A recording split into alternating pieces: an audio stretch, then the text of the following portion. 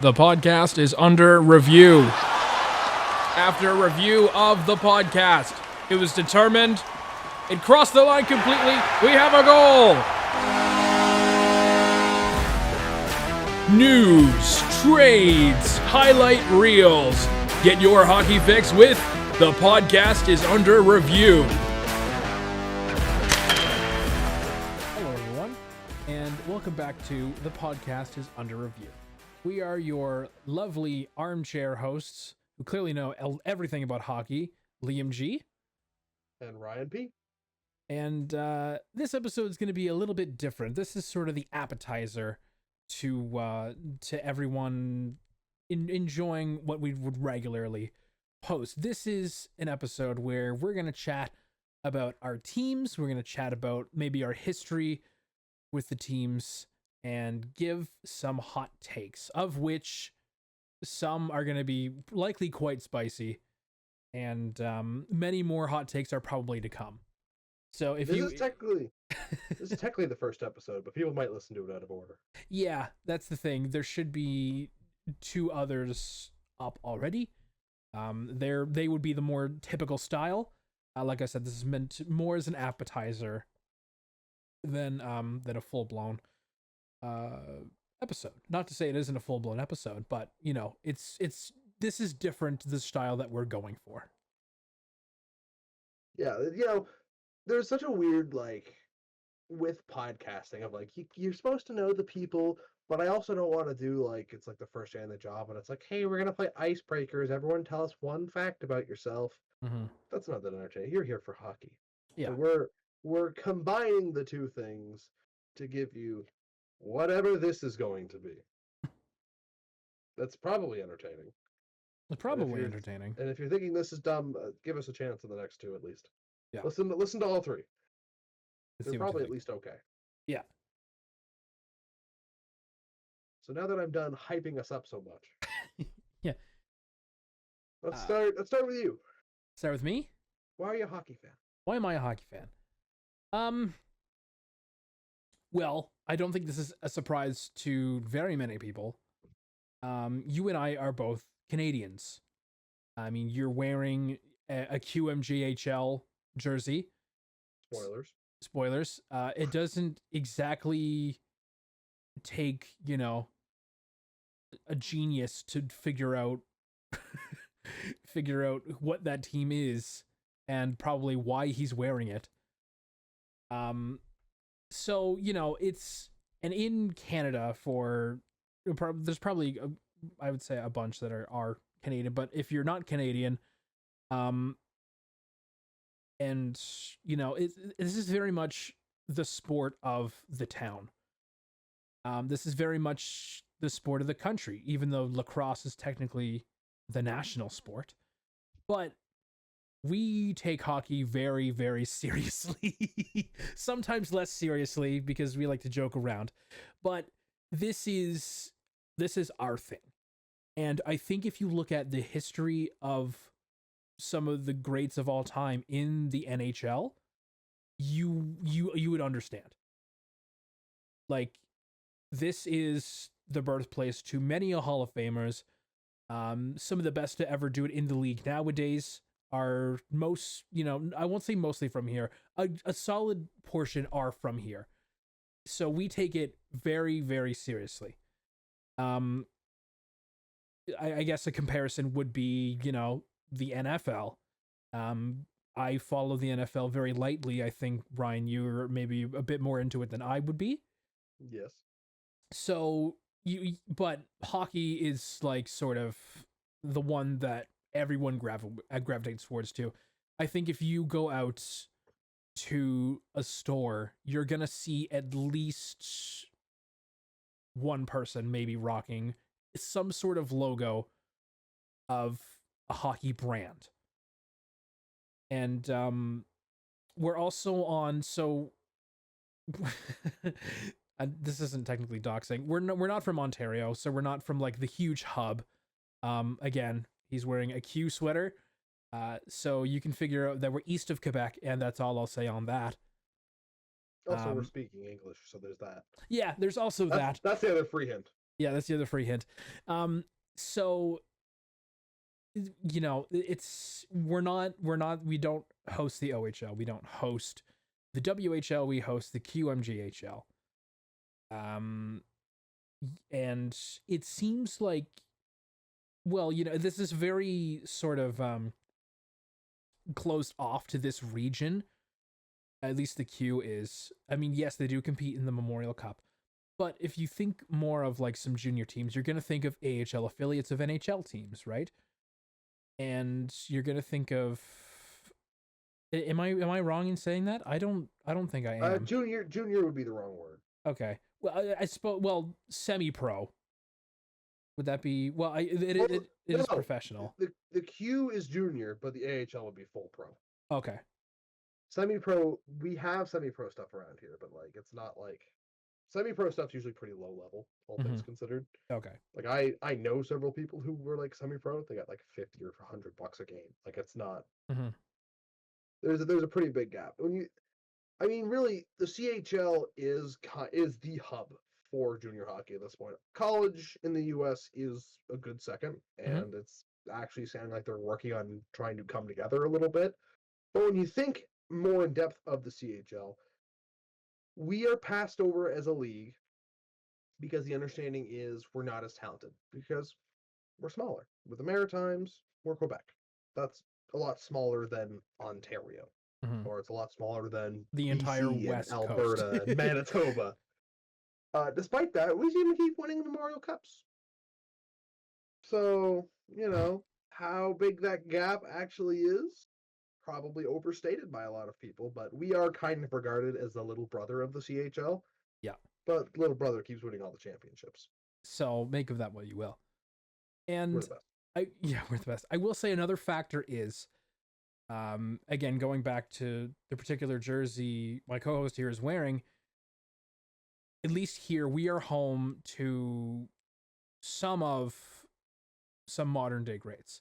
If not, born here, then at least on our Q team. I mean, the glaring obvious one would be Sidney Crosby, because he's been in the league forever and he had a great season this year. Didn't translate to playoff hopes, although one of us would really hoped it'd have. But yeah, let's be honest, we were gonna get killed anyway. I'm okay with this.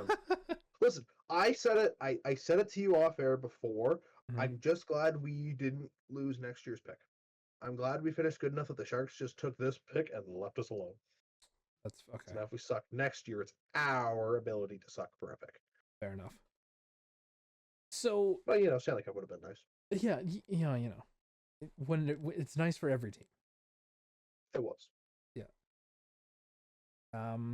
So we're home to some of the greatest players. I said Sidney Crosby. We're also home to Brad Marchand, the captain of the Boston Bruins. We're home to Nathan MacKinnon. Probably I think he's still in Hart contention as of this season. I don't know that he'll win it, but I think he's definitely in the voting, like announced to be in the voting. Announcing the awards in the middle of the playoffs and not doing an award ceremony for some reason. I don't know why. Like, they announced the Selke with Barkov, and are we not doing the awards? My understanding was that they were held on the 14th. Yeah, but like we already know a bunch of the winners. Yeah, so I strange. don't understand it. But no one watches the award ceremony anyway, so yeah. I know we said we're doing hot takes. That's not one of them. That is not one of them. So yeah, we're home to a bunch of really great players. Also, a bunch of great players in the past. I think of I don't know who I think of. I guess that's more of I know I'm great at this. I that's more of like players who have played on our Q team that have gone on to be good in a professional setting or in the NHL. I think of Jaguar. I think of the person that you're wearing, Vanacek. I think of Nico Hischier. I don't forget Al MacInnis. Al MacInnis as well. He's from Nova Scotia. Yeah, he's from a part of Nova Scotia. Yes. Not really our part, but I mean, close No, enough. not our part, but close enough. Nico Heischer, captain of the Devils. Timo Meyer, who was a Shark and is now a Devil. So there's plenty of talent, and even now with our Q team now, we had a bunch in the most recent World Juniors. We didn't go far, which is unfortunate, but I don't think anyone expected us to go that far from the last year that we had, considering I that mean, we're cracked Canada, though. roster. Yeah, I mean, there's also like I said, we take this sport very seriously. It's on everyone's minds. And we have that. God, it's gonna make us sound like a douche. We have that pedigree of winning. I don't think anyone would disagree with that, especially in a sport that historically has been a little top heavy. Yeah, Starting to even out now, but like that took God, like a century to get there. yeah. Like it goes to show that we are very passionate, and anyhow, so as a roundabout way of saying why am I a hockey fan? That was the question, right? Yep. Okay, good. I just asked what his name was, man. You've been going on this rant. I know, right? Why am I a hockey fan? It comes down to it's just what's around. It's the same thing. Like if I ask maybe any given person why would they be an NFL fan, it's because likely they've been surrounded by it since a young age, and that was me for hockey.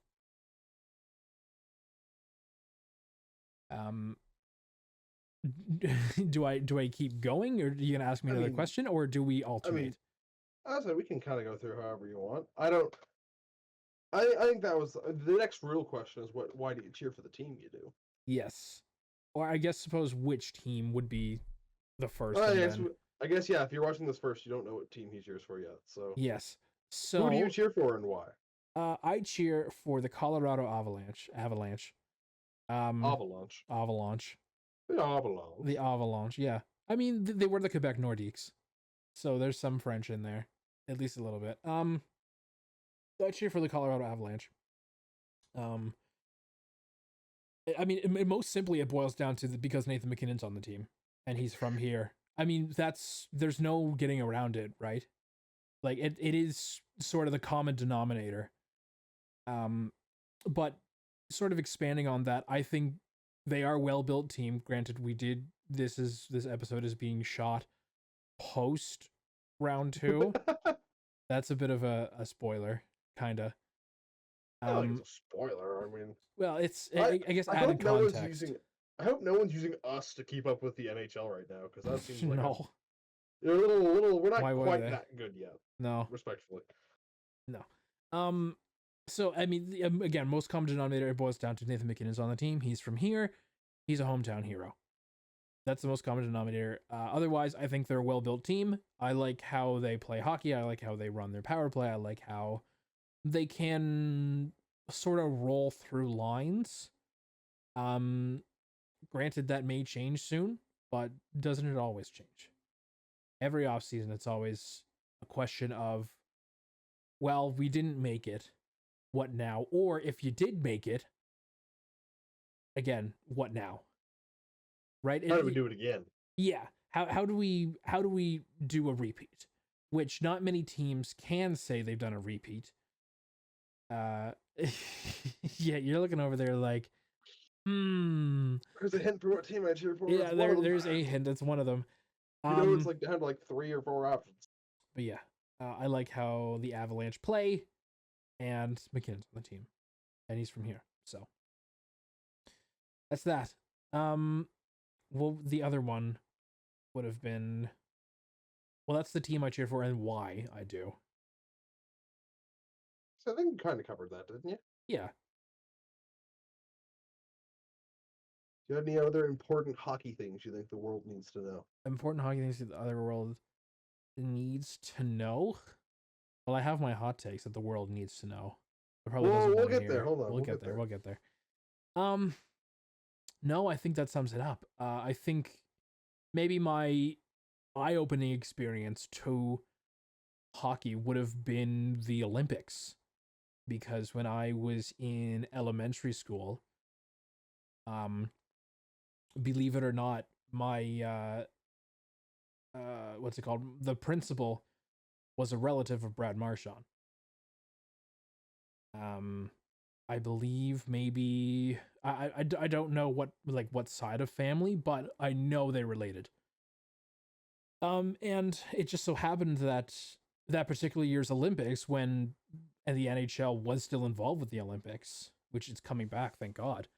But it just so happened that there was a hockey game on, in a couple of TVs around the elementary school, and I found myself stopping in the hallway and watching, or in gym class, like, watching the game. And did I understand, the nuances and everything? No. But I enjoyed what I saw, and ultimately that's what it boils down to. You watch the sport for the enjoyment of it, and maybe I say that we are making a podcast about a sport, so we're digging a little far into it than surface level, probably quite a bit farther than surface level.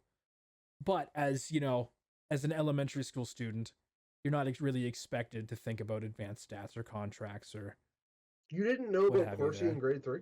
No, I didn't actually. Man, I was tucked in the Corsi of Max Talbot from like right after birth. Right after He wasn't birth. even in the league yet, and I Wild. was still doing it. Wow, that's wild. But yeah, I think the core experience that shaped, or I guess the first memorable experience would have been watching that Olympic game. I don't know that it was the gold medal one where Crosby scored the winner, but it was in that vein. Like, it was that year, I'm pretty sure. Would make sense for elementary. Mm-hmm. And I guess with that, I'll pass the metaphorical mic off to you.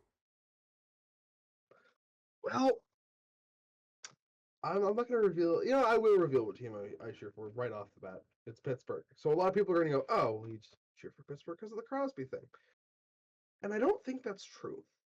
Don't get me wrong. I'm sure it influenced one of the earlier memories I have of hockey. I do remember the gold medal game.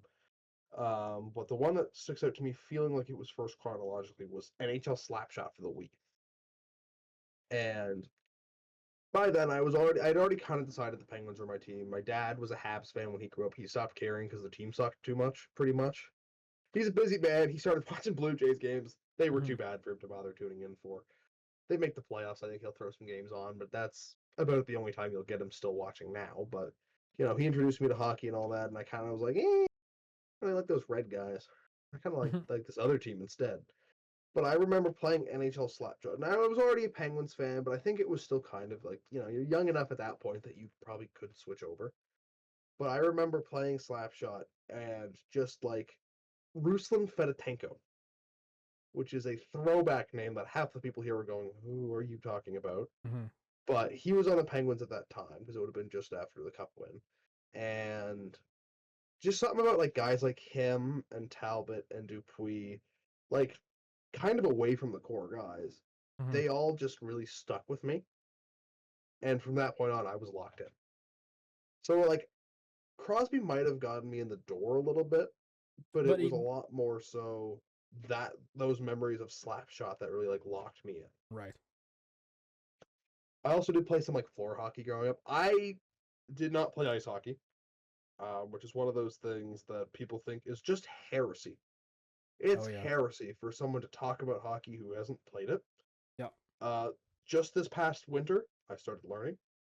It included learning how to skate, which I'm still not great at. But I also know I've come a long way.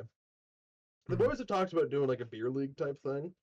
I'm not committing to that, but I mean, compared to like where I started at, I think I have so far come as a hockey player already. I'm Yeah. still not good. Mm-hmm. Kind of comes with the whole not really skating territory, Mm-hmm. but like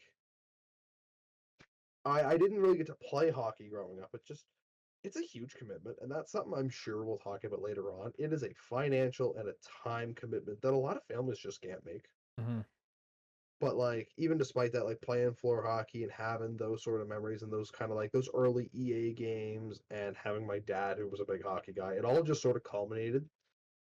And even though he has kind of fallen off it a little bit, I have managed to hang on.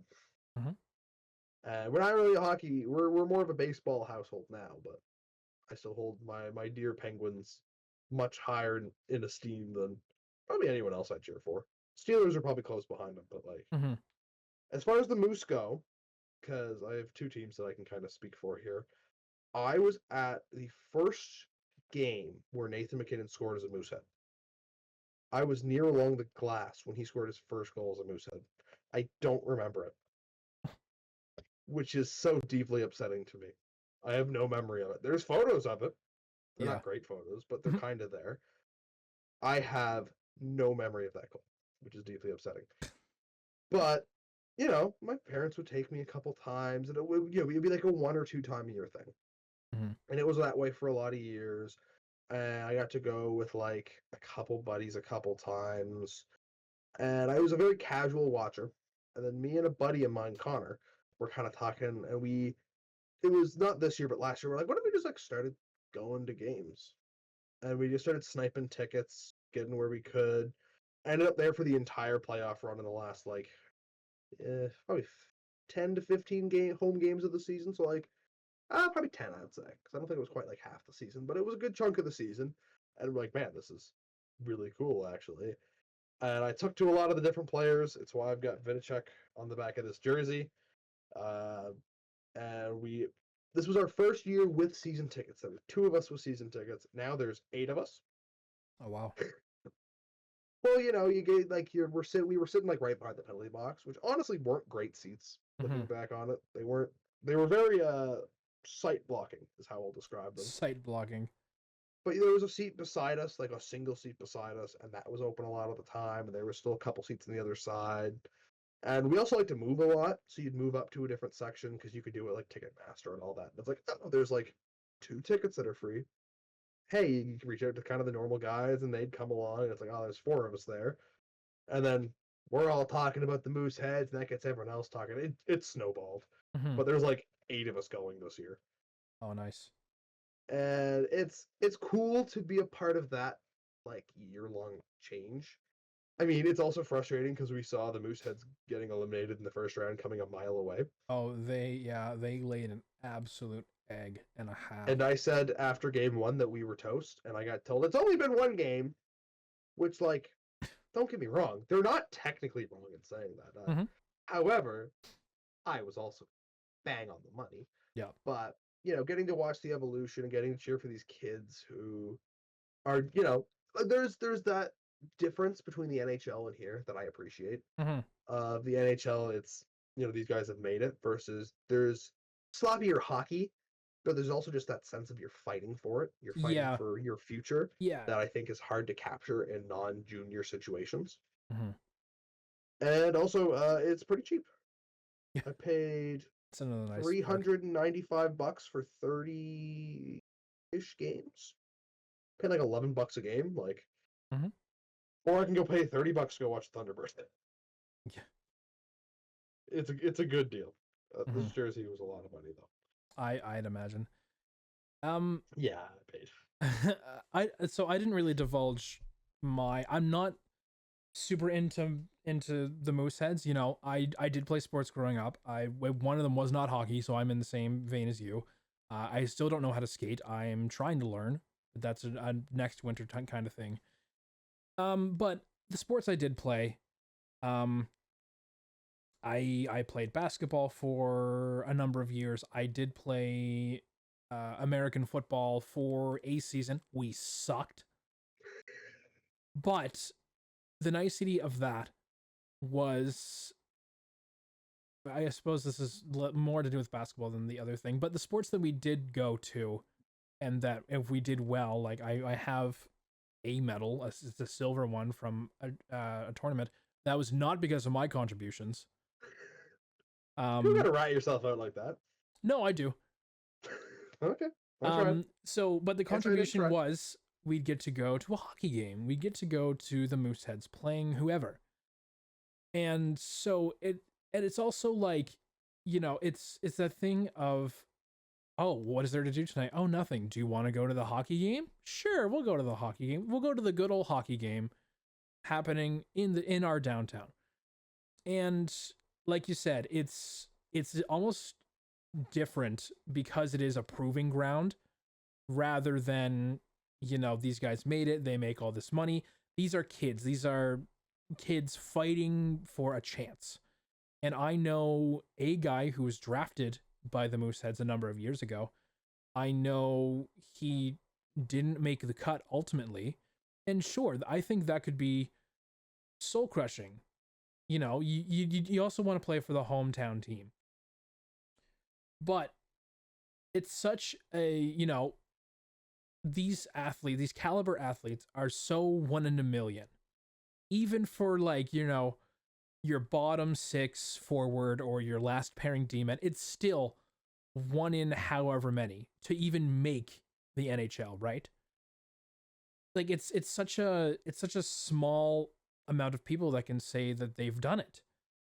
And then the juniors is, well, you're fighting for that chance. And yes, maybe you will become a prospect for this NHL team. But there's no guarantee you'll move anywhere.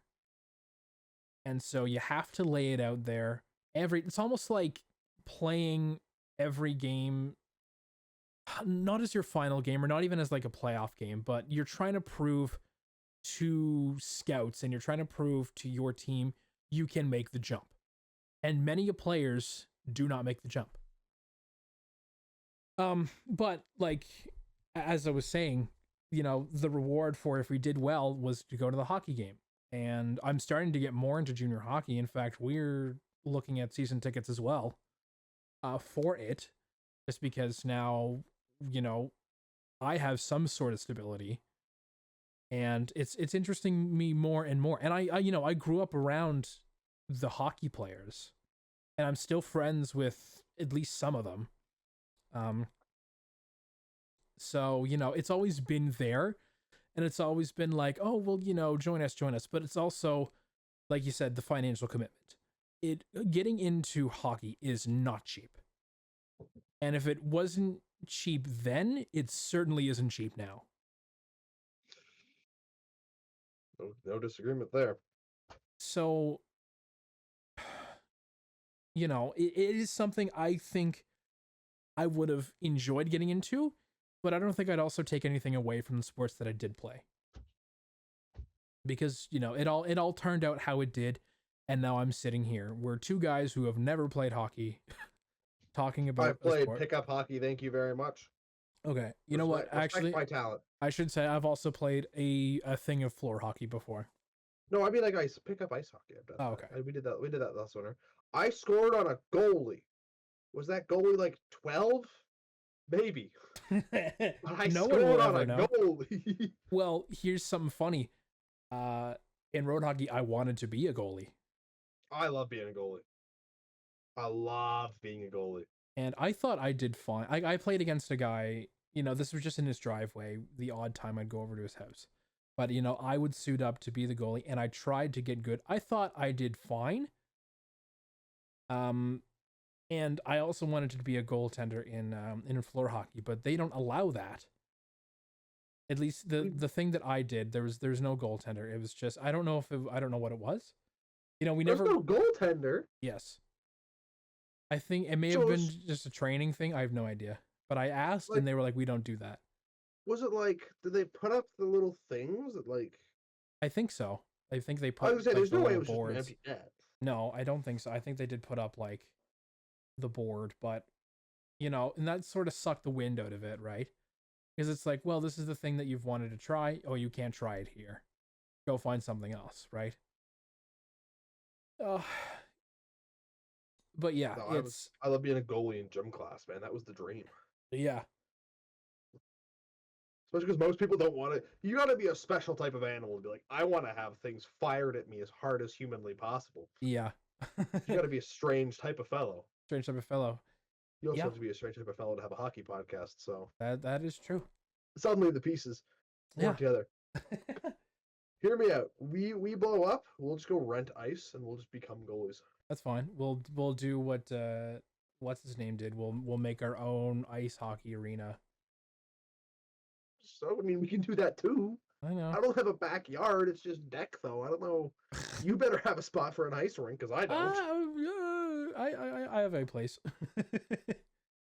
I don't Those. I don't think it's regulation size, but I have a place. I mean, if you're just taking shots, it's not the end of the world. But man, that was a Yeah. very suspicious. Yeah, it's, Just don't look too far. Just don't look too deep into it. we're gonna film there in this situation. I think I should at least look a little into it. mm. Anyhow, we're just gonna Moving move on. on. Yeah, we're just gonna move The on. most suspicious part of our episode so far. Uh, so I shall we move on to possibly what some people have come for? I think we've covered. I feel like I've covered a lot of like the general things about me. Yeah, and I feel like- I don't have much more to say past what I have as well. So, would you like to strike the first hot take? Yes, because I know yours can be quite spicy, having knowing you for how long I have. I'm curious how spicy you're gonna find these to be. I yeah, you know, as I'm looking over it, I think some of these are pretty spicy. Well, shall we? I mean, I said I'm gonna just go, but yours were labeled least spicy to spiciest.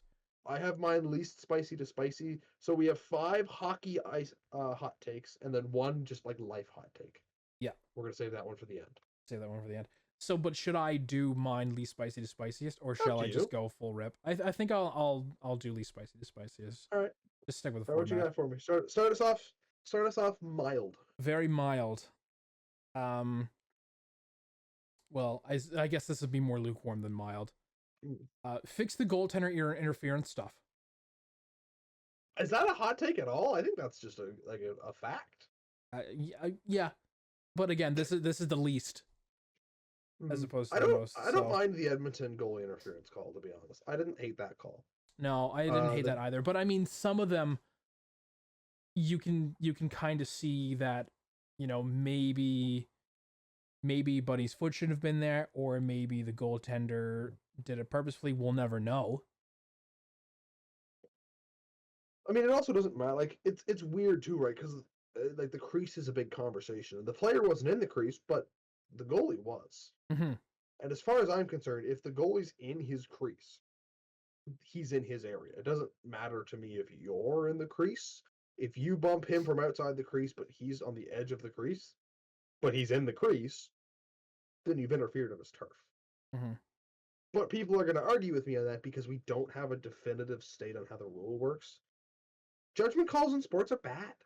They don't work. Yeah. The NFL is the most egregious officiating I've ever seen because the refs are told to just kind of pick and choose.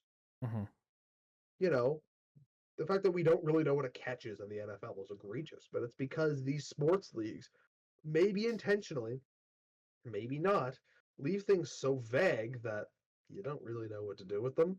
Mhm. And goalie interference is kind of the only one I would say falls into that category in hockey. Of that, Everything else they just yeah. don't call. Yeah.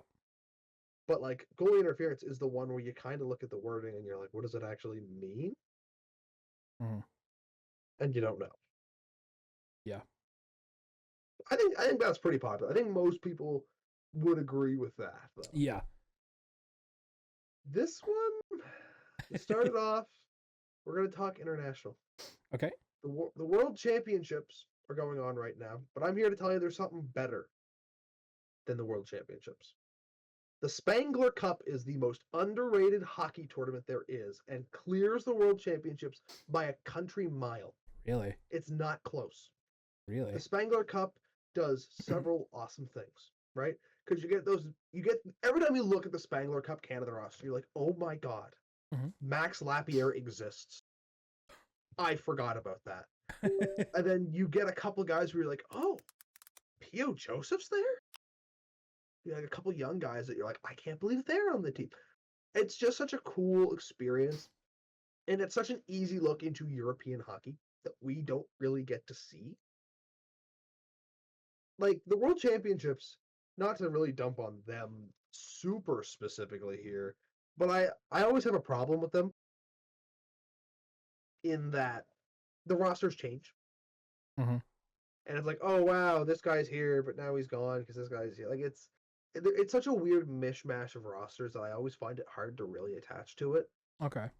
There's something I love about the squad of mercenaries, of just like AHL guys and like other European Canadians rolling up into Davos and being like, all right, let's just take on these hockey leagues. Mhm. It's really the best insight. And to me, if you're looking to learn more about the European hockey circuit, and I think you should, I think there's some great hockey there, it's the best way. You just get to see hockey in such a different way, in such a different atmosphere. Mhm. And European crowds clear North American crowds. The atmosphere is always just so good. And that's just true of most sports at this point.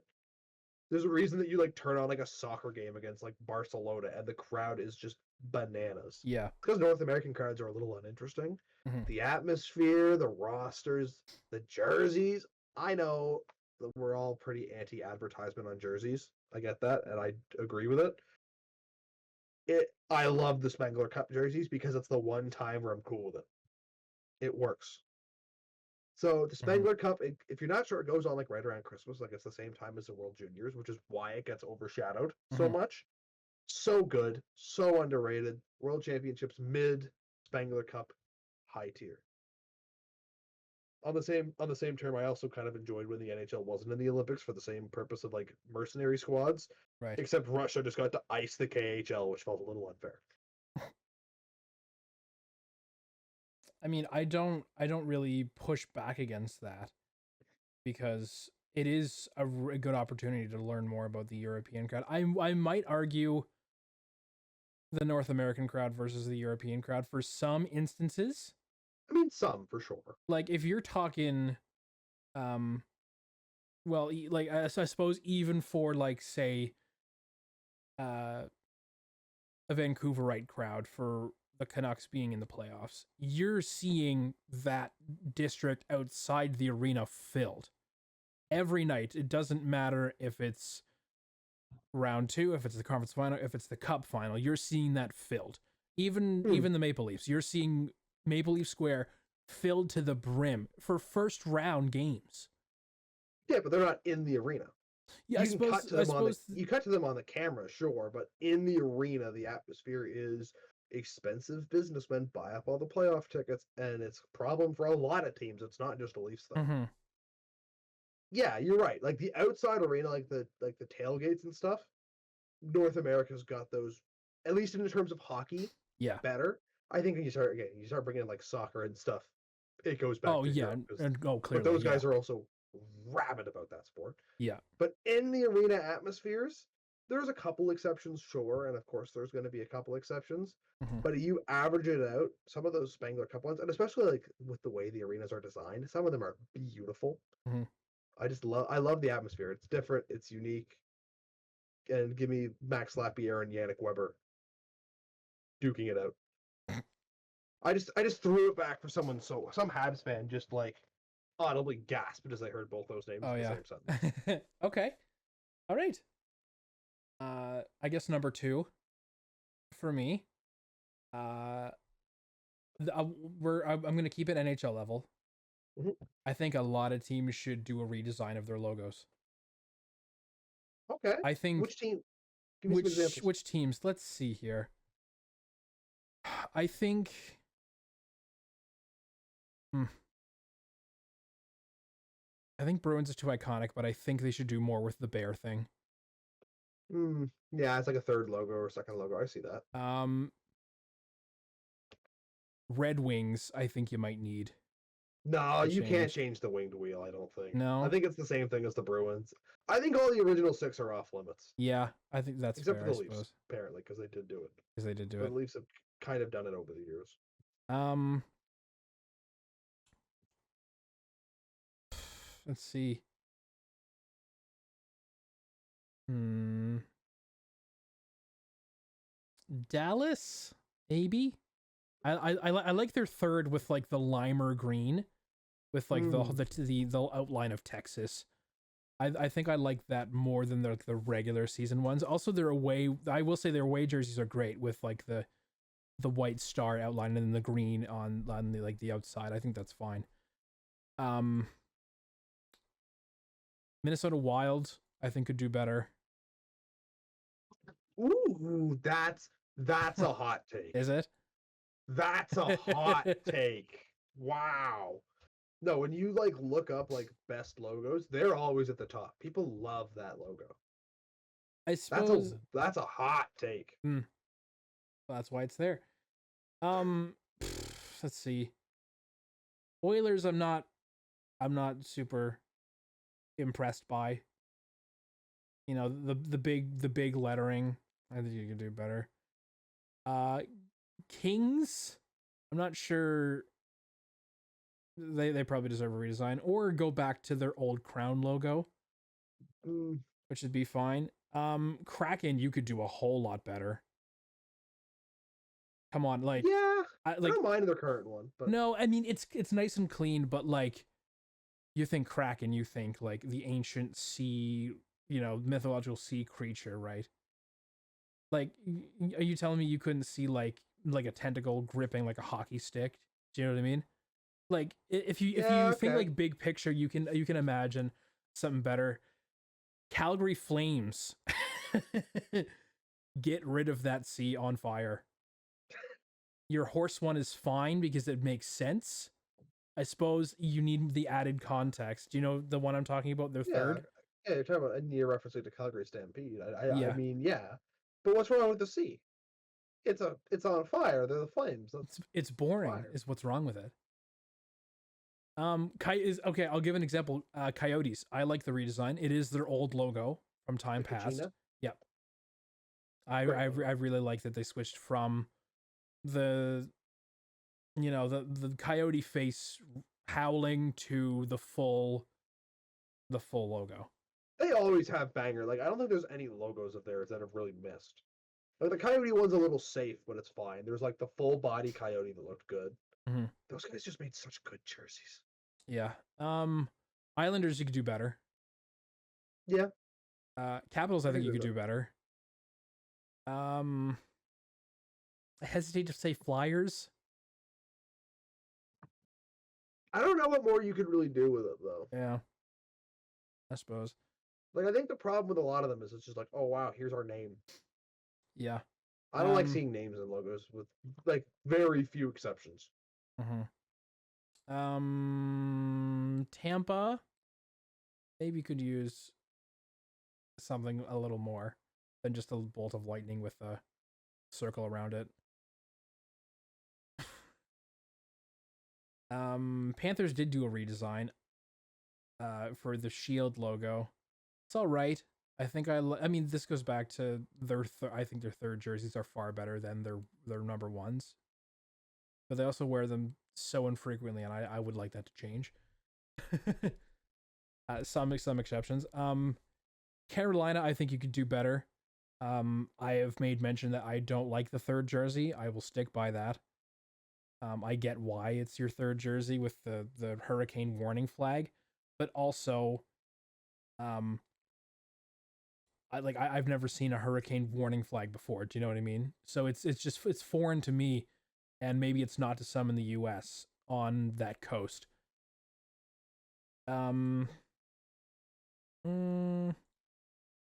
Blues, I'm not really feeling either. Oh, really? I like the music note. The music note's nice, but like, you also have the winged thing on there. I don't know. It's not really doing much for me. And Blackhawks, I guess. I mean, it has been around forever, but also the whole conversation of, you know, like the Washington football team and whatnot, them changing. Yeah, the Commanders now. I think there's a conversation to be had, and I will leave it at that.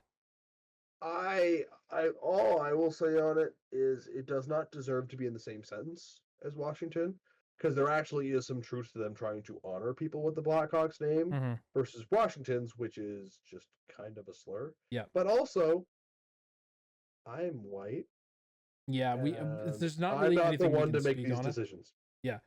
I mean, we'll give it lip service, but we can't really speak to it like some other people could. And the last one I'll say, Predators, I think, could use a bit of a change up. I hesitated to also say Buffalo, but I also don't know what more they could do beyond I like. mean, I like the goat horn one that they've got. Hmm. All right, I might be getting into some hotter territory here. Mm-hmm. Arizona and Atlanta are viable hockey markets. Oh, I The I only agree with reason- Arizona 100%. Atlanta, I'm less so. The only reason they don't work is because they had terrible ownership.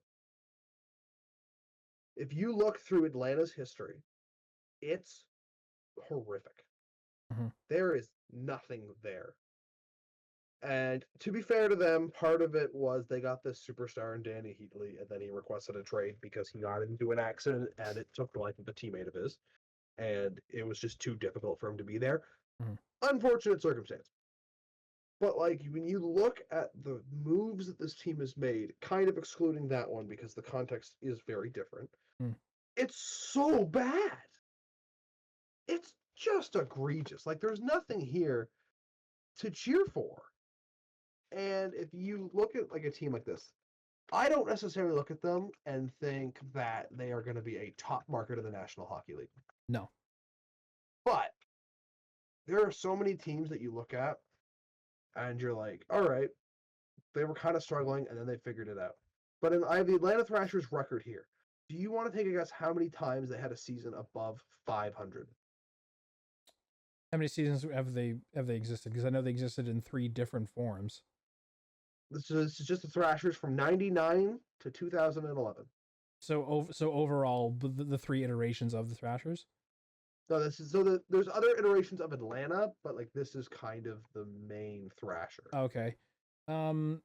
So let's see. That would be.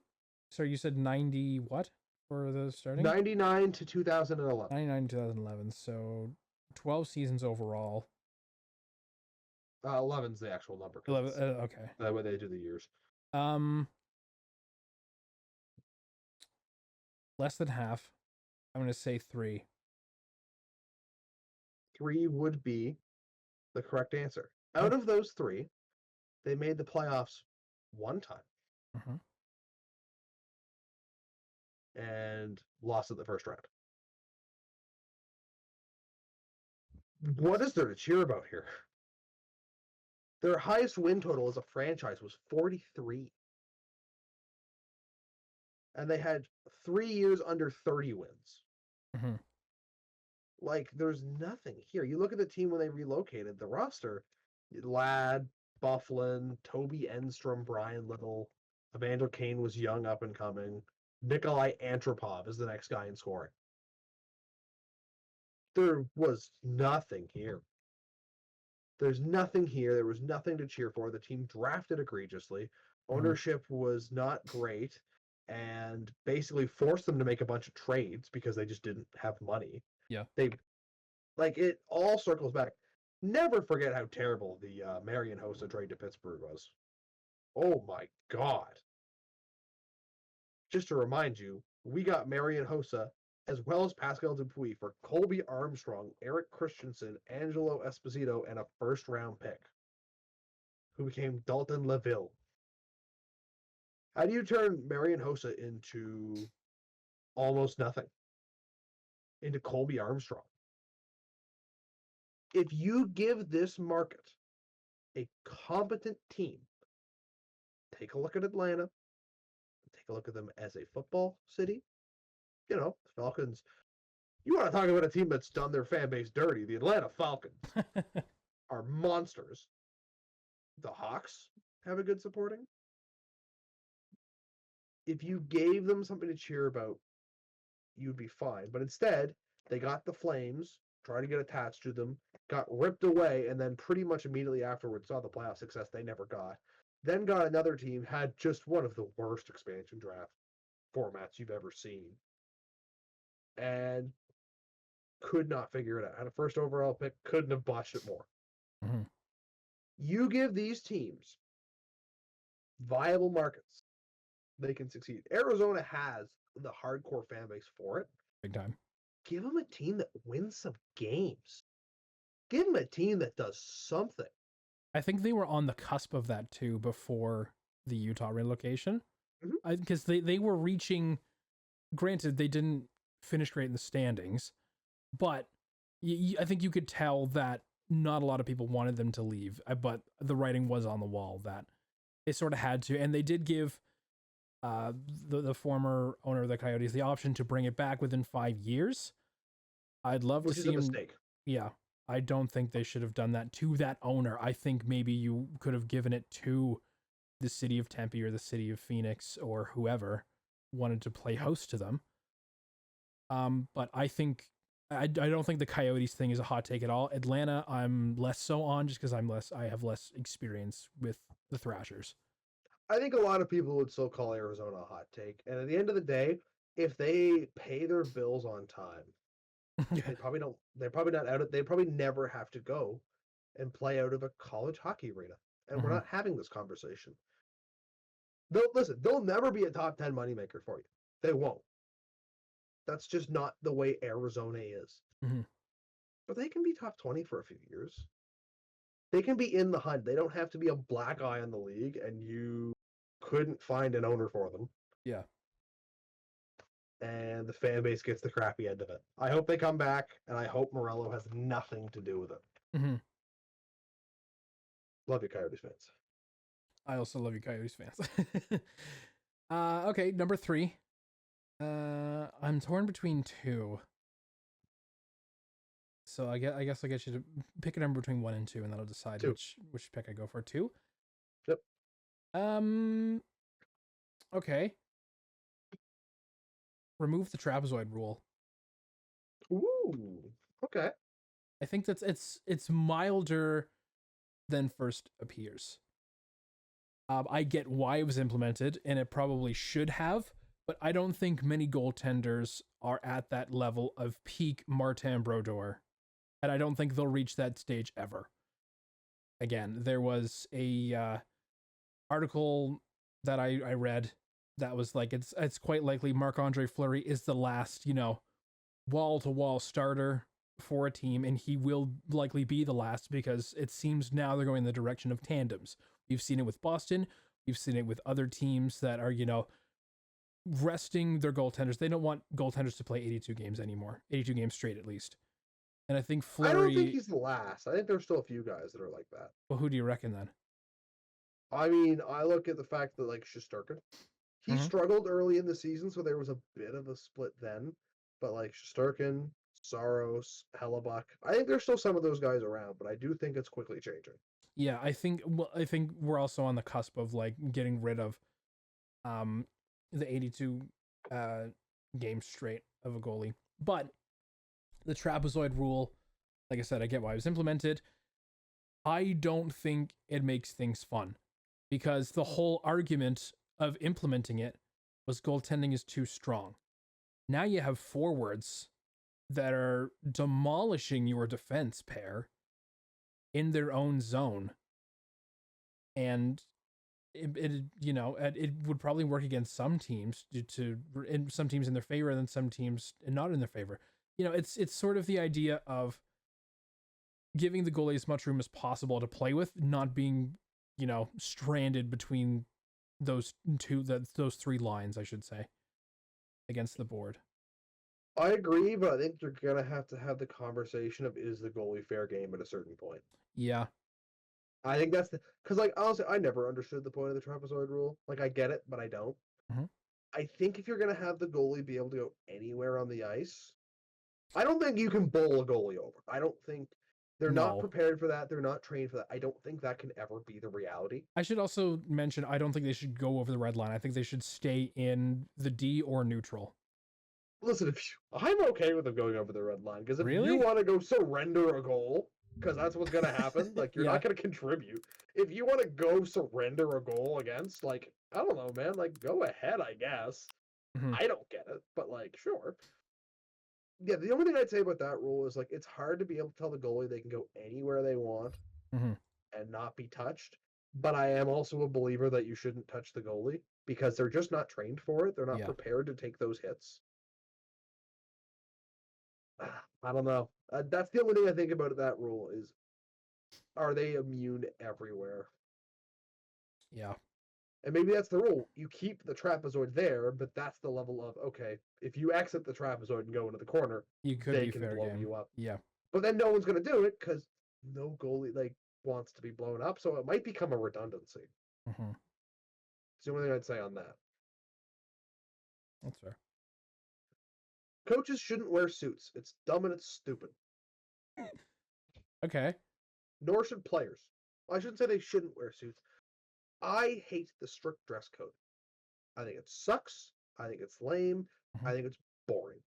I think you take away any personality that players have a chance to expose through their clothing because Mhm. we represent ourselves through our clothing. I am wearing a different jersey for every episode. I'm going to start wearing jerseys of teams I don't even cheer for because I like to wear jerseys. I collect jerseys. I'm trying to get one for every NHL, MLB, and NFL team with a name on the back that I know.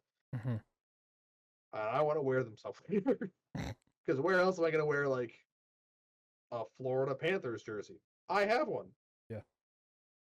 When you do this, you take away from the opportunity for players to A, promote their own stuff, which there's nothing wrong with that. Mhm. B, promote the league. And to promote their own personalities. People talk about Don Cherry, and they're like, that Don Cherry guy wearing his suits, and he's got his quirky, silly suits. But if a coach came in wearing that suit, they'd probably get roasted in this day and age. Yeah. Let a player wear whatever he wants. Hey, are you an NFL fan and your team's going to the Super Bowl?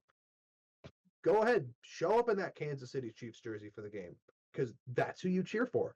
Mhm. And the Chiefs might notice that and go, huh, all right, those hockey guys aren't so bad. It's marketing.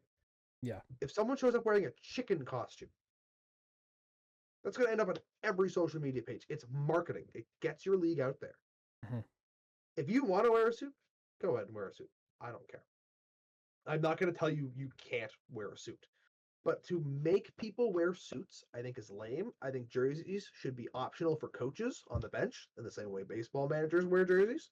Mhm. Make you part of the team. I just think in a league where I don't know about you, but I beg for more personality. I Yeah. beg for a pulse of entertainment sometimes. Mhm. It is such an easy way, and they have kind of started giving it to the teams to be like, all right, like you can kind of make your call. But as long as there's guys like Lou Lamoriello here, it's not going to matter. Yeah. It should be outright the player's choice. And if you don't want to deal with a guy because he wears a funny suit, you're probably too old for the job. Mhm. Let's put some personality into the game. And I have a feeling, even if you implemented this, it wouldn't change an incredible amount. Most No. guys would probably still wear suits, so you still get the status quo, and then you get the occasional guy who wears something fun. Come on, guys. And also, I really think that jerseys for coaches on the bench make sense too. Yeah. I don't disagree with that. I debated putting something about a dress code on my hot takes as well. Um, I have no strong opinion one way or the other. I think more personality is great because who wouldn't love to see Ryan Reeves wearing a chicken outfit walking That, into the arena? Who wouldn't want to see that, right? or like he knows he's fighting Matt Rumpy, he just shows up in boxing gear Yeah, because he knows. of The guy's course, smart. of course. I agree. It gives more personality. Um, I the coaches thing as well. I don't see why you couldn't show up in if not a jersey, gear from your team. Yeah, maybe Like a baseball cap of your team, of your logo, like a starter jacket. Yeah, something Yep. like that, right? Like I don't see why you couldn't beyond the strict dress code. I think it adds more personality. No, I agree with that 100%. There's a specific group of people who are going to hate that take. There are a specific group of people who are going to despise that would ever leave my mouth. But like, Mm-hmm. it made sense for a while because it was a while of sports where the people who were going wore suits to the games, right? Mhm. That's not the case anymore. Let's get with the times, give people the choice. Mhm. All right, lay it on me. What you got next? Okay. Oh, goodness. I Okay. this is all. This may also be Jersey related. I will say. Okay. Um, now that I think about it, this isn't really. I mean, this is more gonna upset some people. Again, like you're thinking, it's gonna upset some people more than others. Um, this also has to do with a change that was implemented this year, which was really, really stupid. You can probably guess where I'm going with it, involving themed jerseys. Okay. Yep. Um, why can't you wear them throughout the full game? Like, Yeah. you That was a thing. Even a lot of those teams, that was the way before. yeah. The NHL If is so it, scared. yeah, I know. I mean, if you're the home crowd or if you're the home team, do it. If you're the away team, I like the change that they're allowing like your home helmets to be used with your away jersey. But if you're the home team, use whatever you like. If it's hockey fights cancer night, if it's a pride night, if it's like an indigenous heritage night, or like a what is it, a veterans night, just use them. And I also don't think that's a super hot take for some, but it can be a very, very It, hot one for others.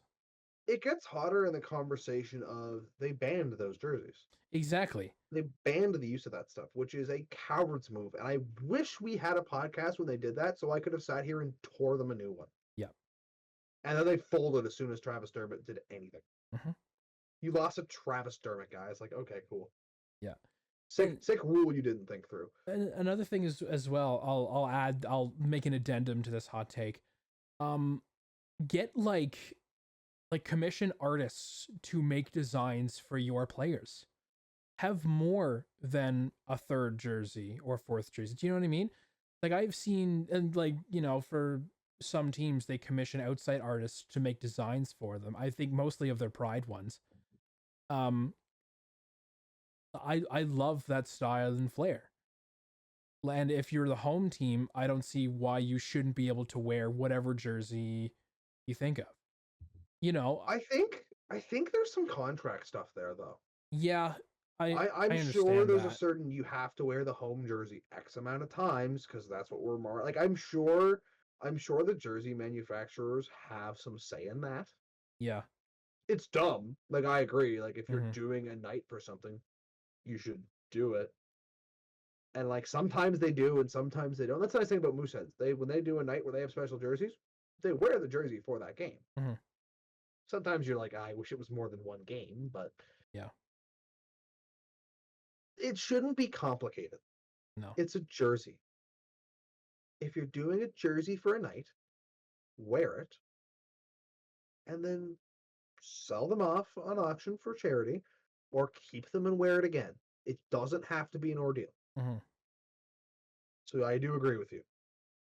And like I said, it's maybe not a hot take for some, but it could be a very hot take for others. And I think Yeah. we should probably just leave it at that. The Leafs are a media conversation point always. You know it. Hmm. I know it. I'm telling you, it's your fault. It's not the journalist's fault. It's your fault. It's the fans' fault. Like, here's the thing. Here's the best example I have. Carter Verhaeghe. Hmm. Have you heard narratives about how the Toronto Maple Leafs completely like let him go and how stupid they were? Yeah, it sounds familiar. Have you heard people say that about the Islanders? No. Have you heard people say that about the Lightning? No. He played for both those teams. Hmm. He didn't even play an NHL game for the Islanders. He did for the Lightning. He played NHL games for Tampa Bay. They let him go. The next team he goes to, he scores 40, and you don't hear about it? Hmm. Huh. That's like, why? Why is it the Leafs are the only one that get talked about? Listen, the media are going to talk about the people that people want to hear about, the people that get the most clicks, the people that get the most attention. Mhm. I'm sorry, that's a part of the media landscape. We should know. Media can't spend an hour talking about the Columbus Blue Jackets on the same day that the Leafs eventually trade Mitch Marner. No one cares. They have to talk about the things that people want to talk about. And when all else fails, every single person who talks hockey always comes back to the Leafs. Mhm. To make fun of the Leafs, to clown on the Leafs. Oh, the Leafs lost Dakota Joshua. Oh, the Leafs drafted Ian Scott over Swayman. Oh, the Leafs did all this. Oh, the Yeah. Leafs lost to a Zamboni driver. Well, no, No. that one was just the story of the day, let's be honest. Yeah. That one was deserved. But I mean, when you center the focus around them so constantly, even if it's just a clown on them, what do you want the media to assume? They always talk about this, so we're going to talk about this. That's just makes sense. It's the gig. People got to click. People got to listen. Mhm. That's how this industry runs. It doesn't mean we're clickbaiting or lying or trying to like manipulate things. It's we go to the things that are interesting. And because everyone loves to circle back to the Leafs and talk about, Michael Amadio was a Leaf and then he went to Vegas and won a cup. And, the Leafs traded Sam Lafferty and now he's in the second round. Every time you bring that up, you tell the world that they want to hear about more Toronto. Mhm. The media are just doing what they're asked to do. Think about it this way. The Tampa Bay Lightning, when they lost to Columbus in hilarious fashion, Mhm. they were the story that offseason because it's what everyone wanted to talk about. Yeah. When the Leafs lost to Washington, the first time they made the playoffs in the Matthews era, I mean, they were a story because they're a national team and all that, but like, they weren't the story. Right. Washington became the story because that's what people wanted to talk about. When you continuously feed algorithms and comment sections and your own conversations with a team, they're going to assume you want to talk about that team. So if you want to hear less about the Leafs, like so many people claim to do, and I'm staring directly at Jesse Pollock when I say this, stop talking about them, Mhm. and it'll happen less. Like he was like the day after the Jets eliminated, he was in Maple Leaf Square with a Bruins jersey. Oh, I know. I don't know, man. It sounds like the Leafs are living rent free in your mind, and therefore we should talk more about the Leafs because you're thinking about them a lot and clearly have an opinion and a passion about them. Mhm. And that's not a diss on Jesse. I mean, listen, you hate the teams that you hate, fair enough. Yeah. But like, when you do stuff like that, of course people are going to talk about the Leafs Mhm. because you're telling them that you want them to. So if you want to hear less about the Leafs, stop talking about the Leafs. Treat them like every other team, like they should be treated as, frankly. Mhm. You know, the Leafs are the clowns of the Atlantic Division, even though Buffalo hasn't made the playoffs in over a decade. Start clowning on Buffalo. Sorry, Buffalo. I didn't mean to catch you guys in the fire. Yeah, Buffalo I got got caught no in the beef. crossfire there. I got no. I like you guys too, but like, Detroit hasn't made the playoffs in quite a while and haven't done anything since they won the cup and then lost in the finals to our guys. But like, treat all the teams the same, and you'll hear less about the Leafs. I promise you. Mhm. It's your fault. All right. Yeah, So one more for us. I do got one more. This is also I'll be honest. I couldn't. I had more than 5 that we sort of semi agreed to. I have 2 that I think are quite hot. Do you want to pick number between 1 and 2? And I could say the other one after. 1. Yeah, let's go 1. I picked 2 last time, so. Okay. Keep the salary cap. It goes up every 3 years instead of yearly. Ooh, hard disagree. Hard disagree. Hard disagree. Okay, I suppose. Do you want me to make my case for it? I was going to say I want to hear why you think this, and then I want to tell you why you're wrong. Hey, this is what people are here for. I get why the cap shouldn't exist in this era. I do. But I think it makes things more interesting when you don't have a whole bunch of superstars on your team. Like if you, I'll use the NBA for this example. If you look at, I don't think they have. If they do have a cap, it's massive. I think they do have a cap, but they have a luxury tax system, which I'm going to talk about when it's my turn, Okay. which makes this also different. Okay. So I suppose regardless, I don't think it's very fun to watch a whole bunch of superstars on one team whoop the other ones. I don't find that entertaining. I think there's value in being able to build around a limit. Maybe that's just me. But I'm staring at the cap friendly. There's the whole reason why this site exists, right? You know, and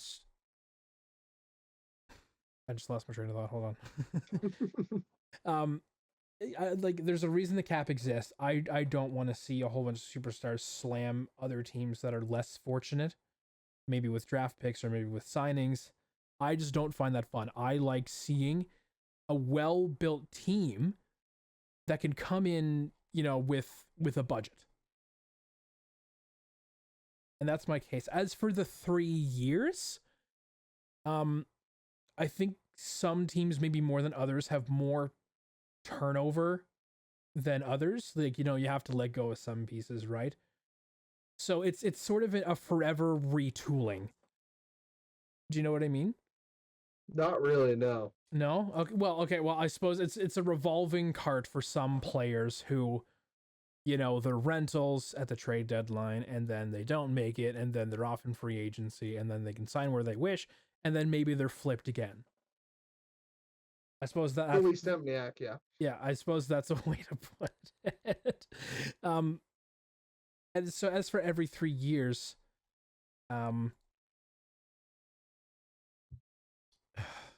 like I'm staring at projected cap hits, and also that goes back to your argument that you don't want to yell at people, for wanting to make money, and that's totally fair. They're taking care of their families and their other generations. I will never give anyone any smack for wanting money. Yeah. And I do agree with that, because it seems wrong to disagree with that. But I almost want to see almost like a run it back. Like you have the same amount of money you start with. Like what do you do now that the cap wouldn't go up every year, right? And even so, the cap only goes up so much. We're not even at 100 million yet. It's sitting at just above 80 now, and I think next season it'll go up to higher than 85, I think. Actually, I think it's a couple million jump. NHL cap. I feel like I should fill this time as he looks. Yeah, but the NHL salary cap is according to Google at least. NHL salary cap is 83.5 million for the 2023-24 season. For the next season, the salary cap could be as high as 88 million. So it gets debated on what the actual cap could be. But yeah, the debate is I want to see a run it back. I want to see what tools you do work with without a budget change. But I think we have seen that because of COVID. Yeah. These last couple of years have been that. Do you feel like, having seen that since COVID, that it has improved the state of the league? That is a good question. And I think that deserves to think of it a little longer. If nothing else, you can think of the Leafs as the prime example of course, in your situation, they would know the cap's not going up, so they would do it differently. But the cap not going up just stands to make good talent not have spots on rosters. Like, we've seen what you're proposing unintentionally. And I just don't know that there's any benefit to this system.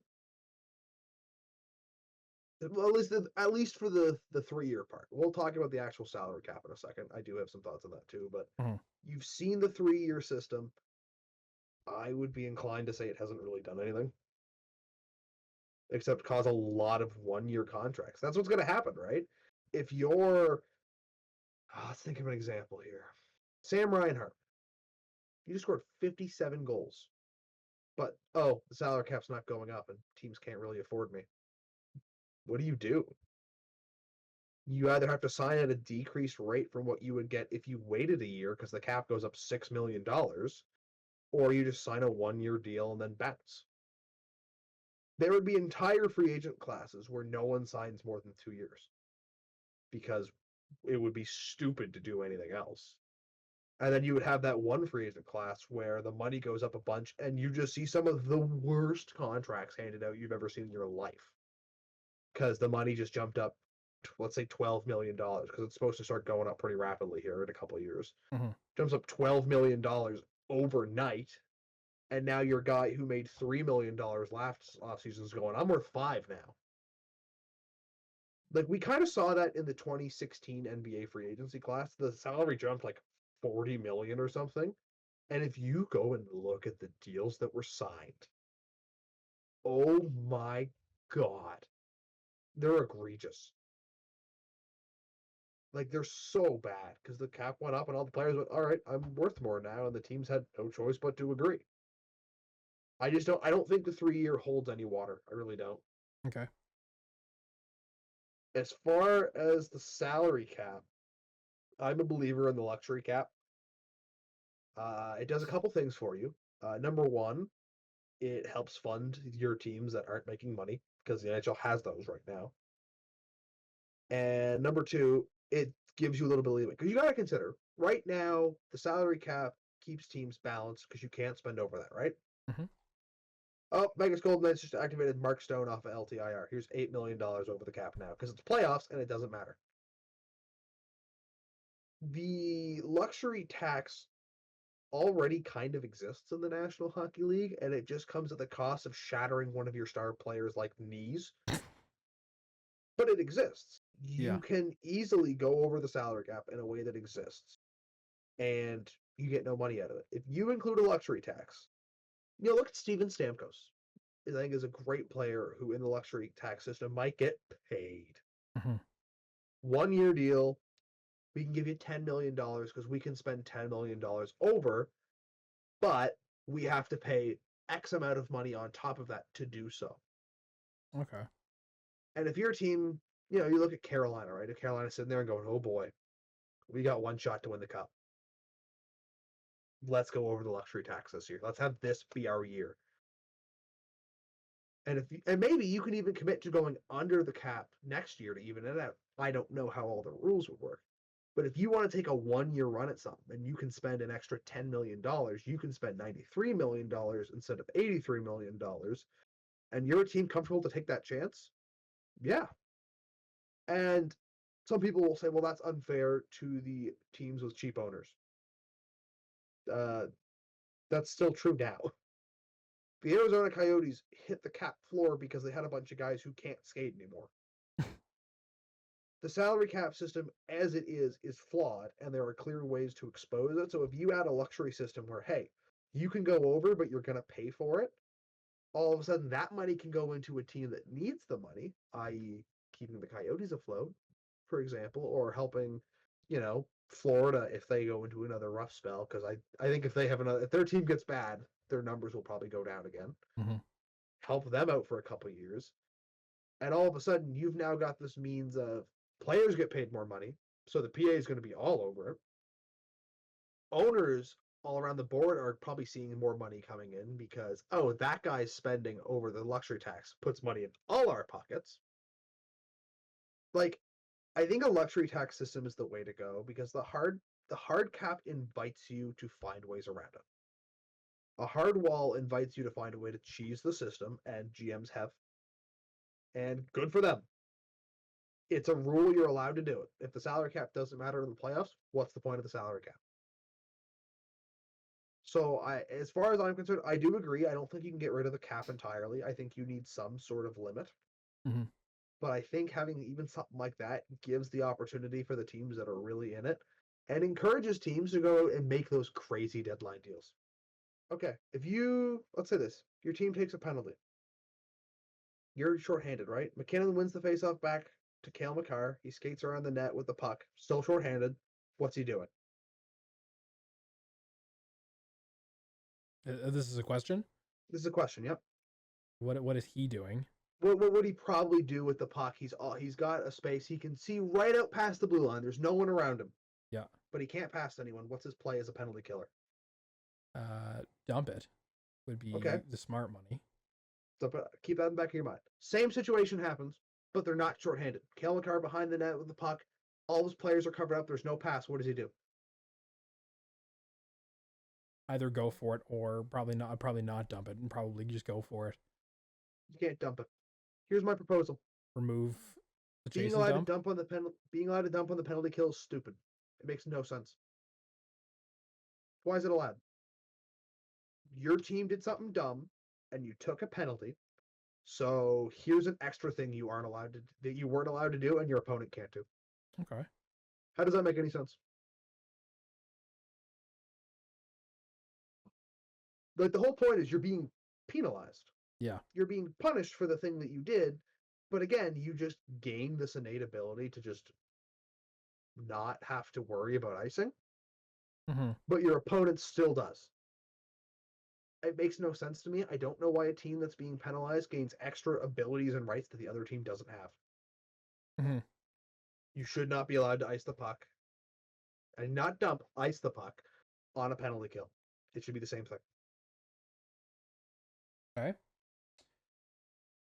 That is a take, I think. That one's going to take, I do think. a lot of controversy, I think. Yeah. Feel free to add us on Twitter about any of these takes, by the way.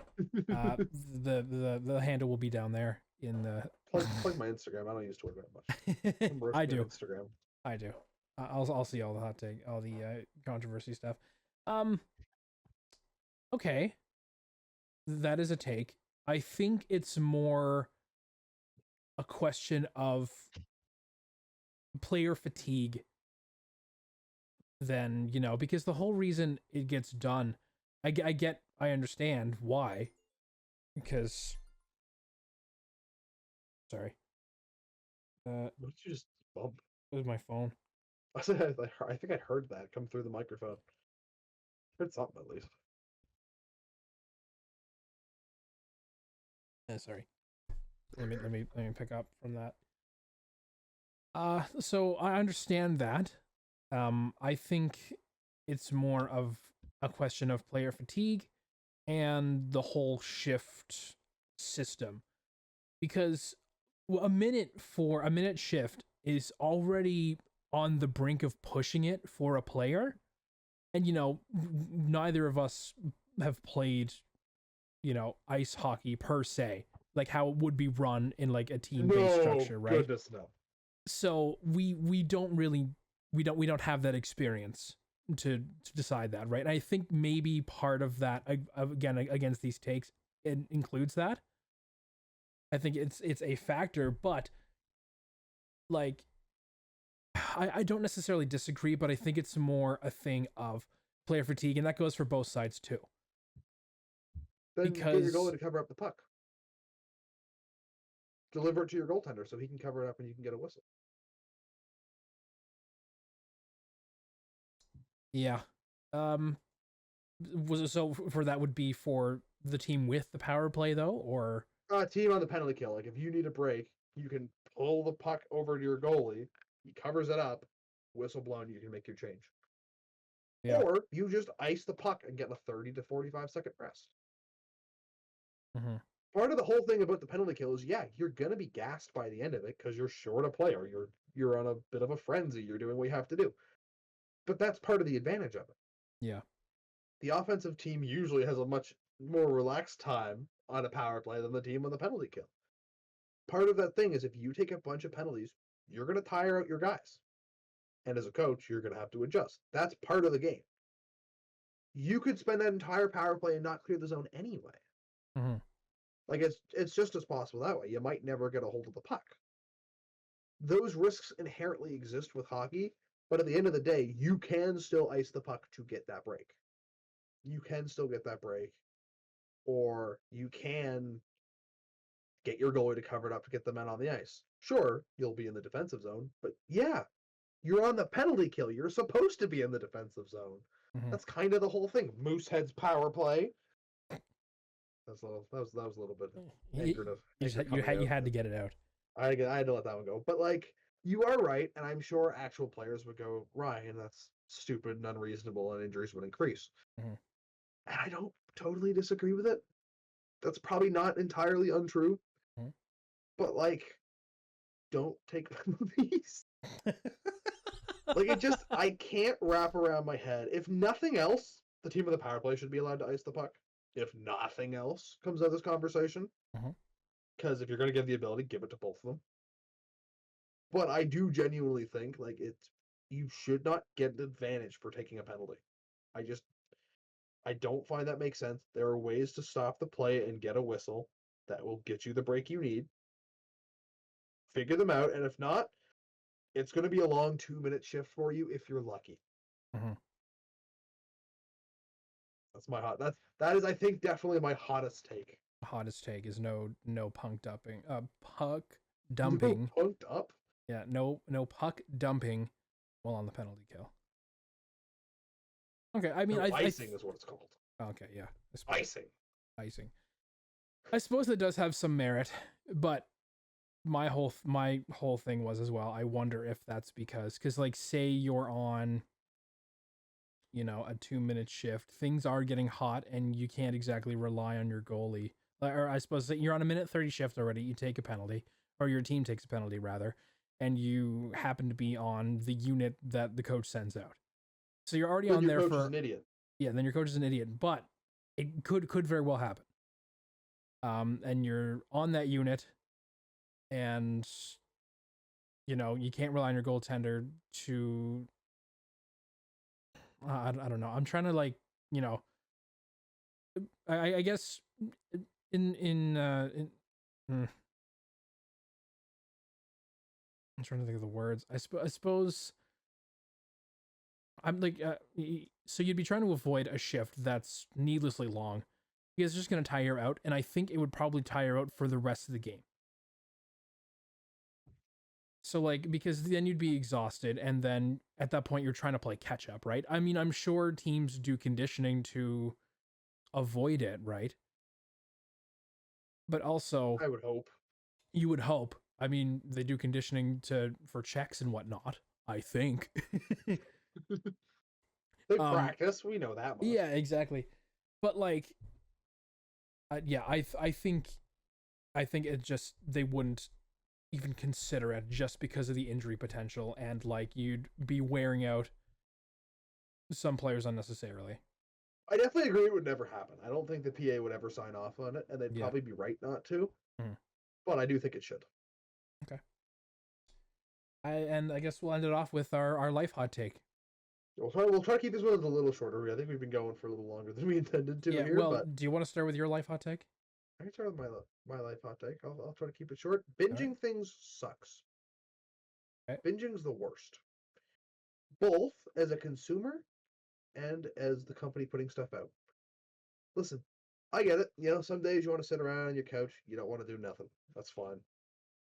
It's not healthy to watch like 10 hours straight of content. It's just not. And it also doesn't really give you time to savor and enjoy something. When you're doing something on a weekly level, like the Bad Batch has been coming out, and that's been one thing I've been watching weekly. Or like I just finished Fallout, and I've been watching that sporadically because it's just the way my schedule works. You walk away from the episode knowing you're not able to watch the next episode for whatever reason it's not out or you're busy, but you get to think about it. You get to stew on it. Mm. Oh, what was that character there for? Ooh, what's gonna happen with this character? What's gonna happen to the clone troopers? You get to sit there and build your excitement, and you get to stew on it, and you might think of things that you wouldn't have thought of otherwise. Versus you barrel through and it's over, and you forget about the experience. Because you'll think about the ending episode, sure. Mhm. You'll think about the last episode of Stranger Things, and you're like, wow, that finale was crazy. But you might not think about that moment in episode 4. That really well done moment that played it a certain way and threw you off, and it's a masterpiece of cinema, but it just gets lost in the shuffle because you just watched 10 hours of Stranger Things. Mhm. So you lose out on that. And as a studio, you're losing out on so much word of mouth because theories and like theorization is such a big part of the way we consume media Mhm. that to release everything in one fell swoop, you're losing so much advertising through word of mouth because there's no theorizing.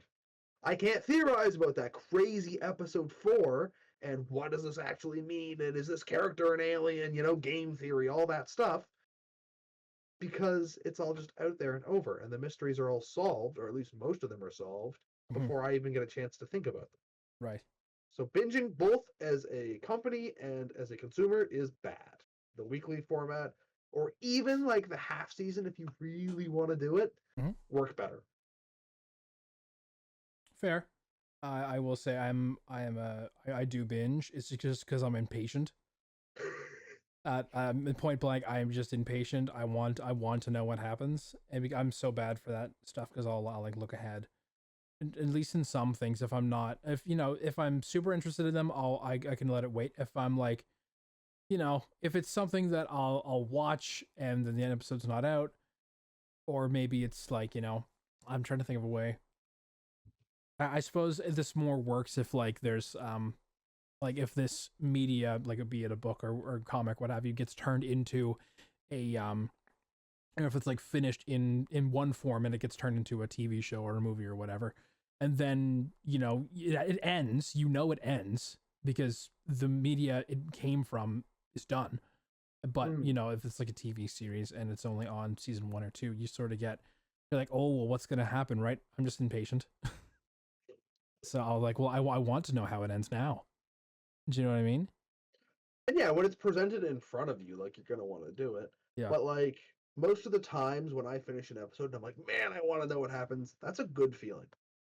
Hmm. It's that good feeling of being hooked on the edge of your seat. And then when you get to sit down the next week to figure it out, you're amped all over again. You're amped twice as much. Yeah. Versus the time it takes for me to show the credits is like a minute or two, and I'm amped for a minute or two and I get my solution, or I get to stew on it for a week. Hmm.